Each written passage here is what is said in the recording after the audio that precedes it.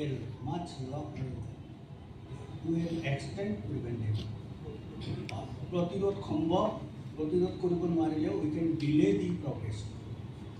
আপুনি সংখ্যাৰ কথা সুধিছিলে, তাৰ মানে স্পেচিফিক ডিটা আমাৰ নাই অসমৰ, বাট এটা এক্সাম্পল আছে যে 2006ত ডক্টৰ ৰামাচন্দ্ৰন চেন্নাই তেখেতে তেওঁ এপিডেমিঅলজিত বহুত কাম কৰে।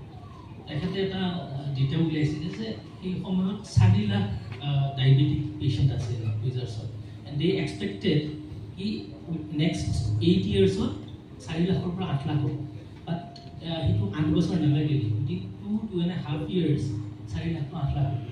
আমি সেই হিচাপে ষ্টেটিষ্টিকেলি চাব পাৰোঁ যে আজিৰ দিনত 10-15 লাখ এটা ICMR ইনডাইৰেক্ট ষ্টাডি এটা যোনটো আছিলে সেইটো আছে 12% এটা প্ৰিভিলেঞ্চ আছে অসমৰ। পেন ইণ্ডিয়া বেছি কিন্তু চবতছে বেছি প্ৰিভিলেঞ্চ হয় Agartala, Tripura, all the states. 8 পৰা 18 সৰ্বভাৰতীয় পৰিসংখ্যা মতে অসমত 8 পৰা 12 ইয়াতে কিন্তু ৰুৰেল আৰ্বান ডিভাইড আছে, মানে ৰুৰেল এৰিয়াত কম, আৰ্বান এৰিয়াত বেছি। নহয়, যিহেতু মাজে মাজে আপোনালোকে এনেকৈ ধৰক সজাগতা সভা এনেকুৱা অনুষ্ঠান পাতি থাকে, তো মানুহবোৰ সজাগ হৈছে নাই, মানে প্ৰকৃততে সজাগ হৈছে নে নাই? যদি সজাগ হৈছে নিশ্চয় কৰিব লাগিব, সেইটোৱে কথা। তাৰমানে এইটো এটা দিগদাৰীটো হ'ল যে গোটেই পৃথিৱীতে, ভাৰতত আকৌ তাতকৈ ডাঙৰ, আমি diabetes capital of the world almost হয়েই। আমাৰ দিগদাৰীটো হ'ল যে আমাৰ পৃথিৱীৰ ভিতৰত দ্বিতীয় আমি এতিয়া in terms of number of diabetes in the world. কিন্তু যদি আমি তাৰ ডায়েবেটিছটো মানে টাইপ 2 যিটো ডক্টৰ সন্তোষ অধিকাৰীয়ে ক'লে ৰাতাৰাতি হৈ নাযায়, টাইপ 1টো হ'ব পাৰে।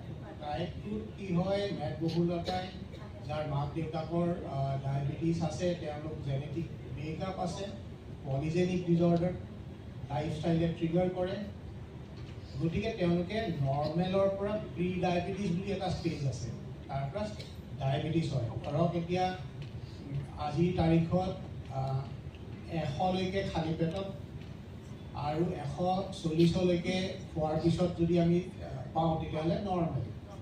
100ৰ পৰা 125লৈকে খালী পেটত, 141ৰ পৰা 192লৈকে খোৱাৰ পিছত যদি পাওঁ তেতিয়াহ'লে তেওঁলোক প্ৰি ডায়েবেটিছ।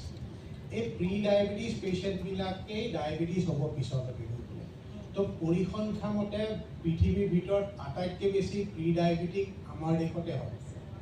তো গতিকে যদি প্ৰি ডায়েবেটিছ আৰু ডায়েবেটিছো লগ খুৱাই দিওঁ তেতিয়াহ'লে পৃথিৱীত আটাইতকৈ বেছি মানে in terms of number of percentage population আমাৰ পৃথিৱীৰ ভিতৰত আটাইতকৈ বেছি ভাৰততে আছে।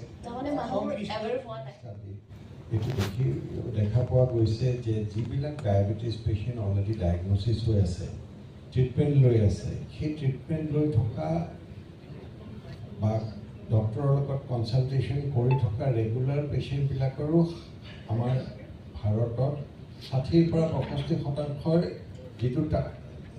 যিটো টাৰ্গেট থাকিব লাগে, যিটো এটা কণ্ট্ৰল গ্ৰুপৰ টাৰ্গেট হ'ব লাগে, সেই টাৰ্গেট গ্ৰুপ ৰিচ নকৰে, মানে কণ্ট্ৰল নোহোৱাকৈ আছে। মানে পেচেণ্টজনে আপোনাক ক'ব মই ডায়েবেটিছৰ ট্ৰিটমেণ্ট লৈ আছোঁ, মই আমুক ডাক্তৰক দেখুৱাইছোঁ, আমুক ইনষ্টিটিউটত আমুকখন হস্পিটেলত ট্ৰিটমেণ্ট লৈ আছোঁ, কিন্তু তেওঁৰ যিমানখিনি লেভেলত কণ্ট্ৰল হ'ব লাগে সেইখিনিত কণ্ট্ৰল নাই। সেই বস্তুটো হৈছে 2-3টা কাৰণত।